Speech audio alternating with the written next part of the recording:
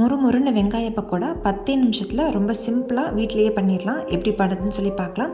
அதுக்கு மீடியம் சைஸில் இருக்க பெரிய வெங்காயத்தை இந்த மாதிரி நீல வாக்கில் கட் பண்ணியிருக்கேன். மஞ்சத்தூள், காரத்துக்கு தகுந்த மிளகாத்தூள், தேவையான அளவுக்கு உப்பு, குழிக்கரண்டியில் 2.5 குழிக்கரண்டி அளவுக்கு கடலை மாவு, அது கூடவே தேவையான அளவுக்கு பெருங்காயத்தூள் போட்டுக்கலாம். ஒரு 2 கொத்து கருவேப்பிலை சேர்த்துருக்கேன். இப்போ தண்ணியை கொஞ்சம் லேசாக அந்த மாதிரி தெளித்து நல்லா பெசரிக்கோங்க. மசாலா, உப்பு எல்லாமே நல்லா கோட் ஆகணும். ரொம்ப தண்ணியாக இருக்கக்கூடாது, கொஞ்சம் திக்காக கொஞ்சம் கெட்டியாக இருக்கணும். இந்த மாதிரி உதுத்து விடுற அளவுக்கு இருக்கணும். நல்லா எண்ணெயை சூடு பண்ணிவிட்டு இந்த மாதிரி நல்லா வெங்காய பக்கோடாவை உதுத்து விட்டுக்கோங்க. ஒரு சைடு நல்லா ஃப்ரை ஆனதும் இன்னொரு பக்கம் திருப்பி போட்டு நல்லா ஃப்ரை பண்ணிவிடுங்க.